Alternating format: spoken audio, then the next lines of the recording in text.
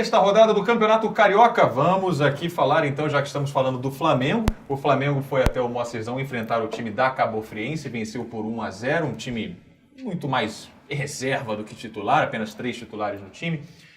E venceu com gol de garoto, primeiro gol nos profissionais de Felipe Viseu, vice-artilheiro da Copinha deste ano. O garoto joga muito, hein? Cruzamento do Pará, né?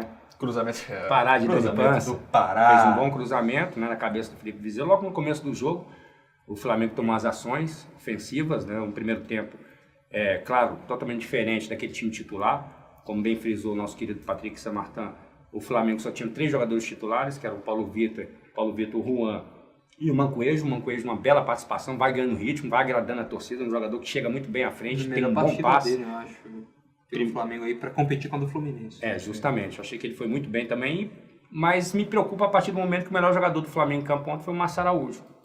Né? Porque você enfrentou uma Cabofriense, né? Não querendo menosprezar a equipe carioca, mas pelo menos do 4º, 5º escalão do futebol brasileiro, e você tem um elenco, né, praticamente se preparando aí para o Campeonato Brasileiro. A gente sabe que o Campeonato Carioca funciona mais ou menos como um laboratório, e eu vejo o time do Flamengo enfraquecido em termos de elenco para o Brasileirão. Ou vai ter que ir para o mercado, ou vai ter que ter alguns ajustes. É claro que alguns jogadores estão machucados, como o próprio Henderson, Kaique Moreno, que devem retornar brevemente a essa equipe. Mas em termos de elenco, o Flamengo está deixando a desejar. O time do Flamengo é o vice-líder do Grupo B do Campeonato Carioca, com o Botafogo sendo o líder. O Botafogo tem 18 e o Flamengo tem 13. Falando em Botafogo, tivemos um clássico, Botafogo e Fluminense no Kleber Andrade. 2-0 Botafogo, com uma boa atuação do Ribamar, né? O Botafogo 100% de aproveitamento, já classificado. O clube de Série A com 100% de aproveitamento. Pois é, melhor início, né, no Cariocão em 19 anos. E juntamente com o Vasco, matematicamente, são os 2 times já classificados para a próxima fase.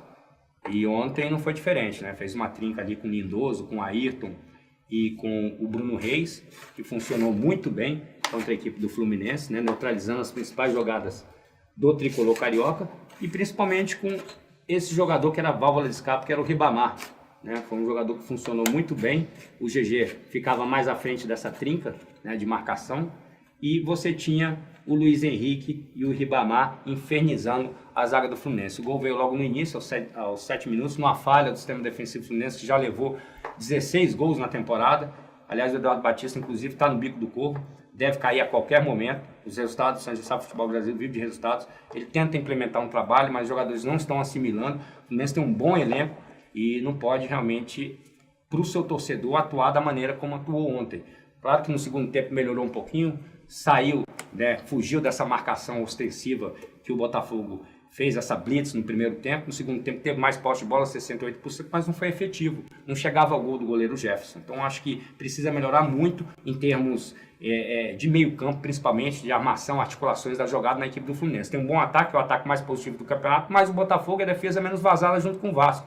E aí o ataque não funcionou, perdeu por 2-0 o time do Fluminense, segunda derrota seguida num clássico. Eu acho essa vitória é importante pro Botafogo, porque o Botafogo tava se dizendo aquela coisa, tá ganhando, mas não tá vencendo, mas não tá convencendo. Sim. Acho que ontem conseguiu convencer, e aí acho que é muito 50% a boa atuação do Botafogo, mas também a má atuação, principalmente do meio do Fluminense. O Fluminense começou com o sistema tradicional, sendo que ele estava com 2 volantes aqui, o Cícero por uma ponta, o Oswaldo por outra, o Cícero fazendo às vezes de ponta ontem. Diego Souza no meio e o Fred na frente. Você tinha o Pierre e o Douglas, no hino da base. Exatamente. Né? Que foi substituído aos 35 do primeiro tempo. Substituído aos... Para você ver como estava dando errado, o técnico voltou o Cícero para cá, porque aí ajuda a saída de bola a ficar melhor. Voltou o Cícero para o meio, que eu acho que ele rende mais como meia do que como ponta. E aí colocou o Gerson aqui, porque é um jogador jovem ainda. Mas não rendeu nada também, né? Não rendeu nada, errou todos os passes. Acho que, com todo respeito, não jogou nada. Depois do lance da Roma, nunca mais acertou mais nada o Gerson. É verdade. Mas tem uma questão, e aí eu vou até pedir a ajuda do Willian aqui para isso. O Fluminense tem no seu meio, do meio para frente, o Fred, o Diego Souza e o Cícero, que ontem começou como ponta. E o Oswaldo, né? E o Oswaldo do outro lado. Desses 4, tem 3 aqui que são notavelmente bons de cabeça. O Diego Souza, em 2011 com o Vasco, foi muito bem fazendo essa função de meia, entrando na área e fazendo gol de cabeça, até porque o Alexandro saía muito da área. O Fred fica mais na área do que o Alexandro, com certeza, mas o Fred também tem um bom jogo de cabeça. E o Cícero também, a gente comentou no programa passado, acho que o Willian mesmo comentou, o Cícero tem um bom potencial para finalizar de cabeça. É bom na bola aérea. Você pensa que numa jogada, começando por qualquer uma das laterais, você pode ter no mínimo 2 desses 3 dentro da área. E ontem o Fluminense tentou muito fazer isso. Só que aqui na zaga do Botafogo, tinha um rapaz de 1,91m. Ele pegou todas. Joel Carli, exatamente. E tinha 1,91m e tirou praticamente tudo. Então a jogada de lateral do Fluminense não funcionou. Neutralizou, né? Queria saber do Duílio, se é você, Duílio, como é que você faz pra cruzar na área, sendo que no gol tá o Jefferson, se a bola for no segundo pau e lento, o Jefferson sai. Se for no primeiro pau, o Carly tá aqui e tira. Como é que a gente aproveita a bola parada ou o que seja, a bola cruzada com esses bons cabeceadores, mas com um poste aqui na entrada? Você tem que mudar um pouco a característica, né? Você tem que sair mais pro toque de bola.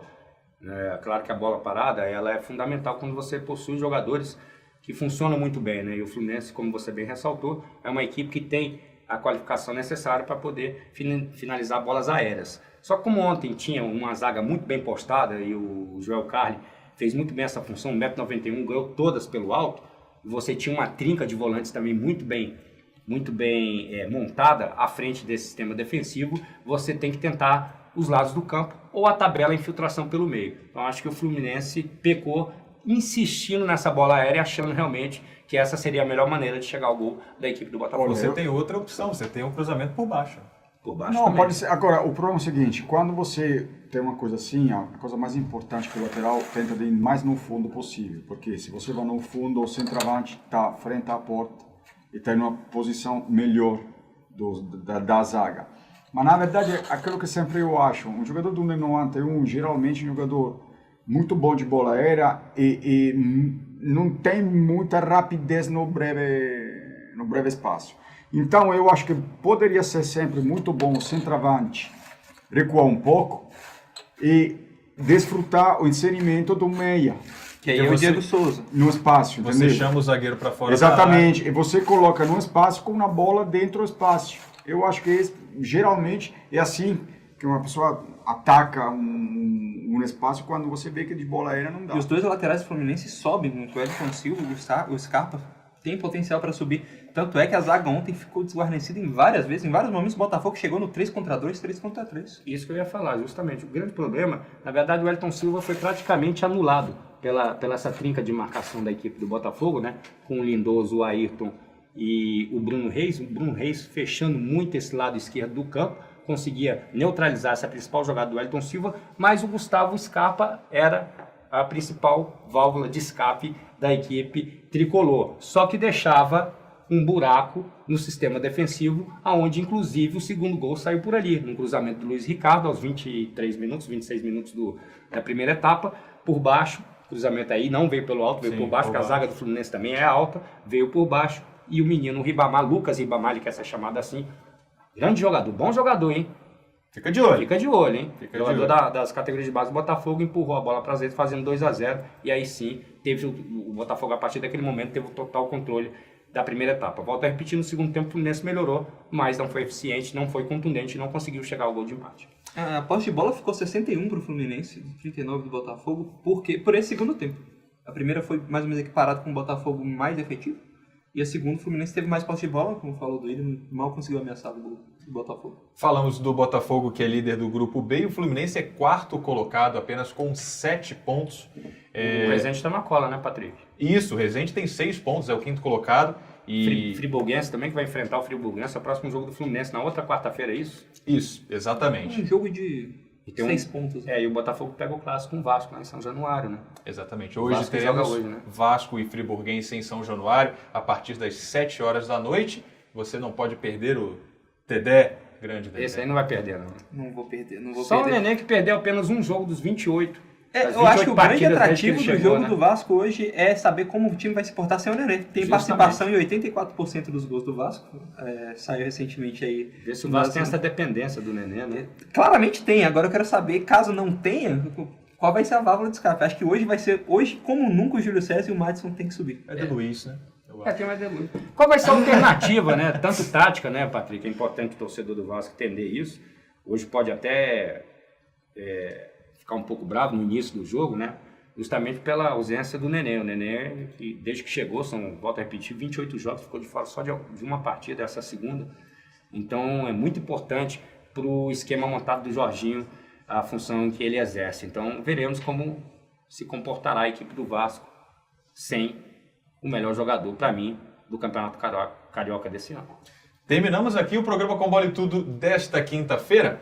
Quero chamar você para as redes sociais do programa e da Play 1 TV. Sim, sim, sim. facebook.com/portalplay1, youtube.com/play1 e o nosso Instagram, que é @play1tv. Você pode ir lá, você pode ver bastidores, você pode ver os vídeos, matérias, tudo você não pode perder nas nossas redes sociais para você curtir, compartilhar e dar o joinha. Joinha é legal às vezes, né? Essa Joinha. bagaça tem make-off, é?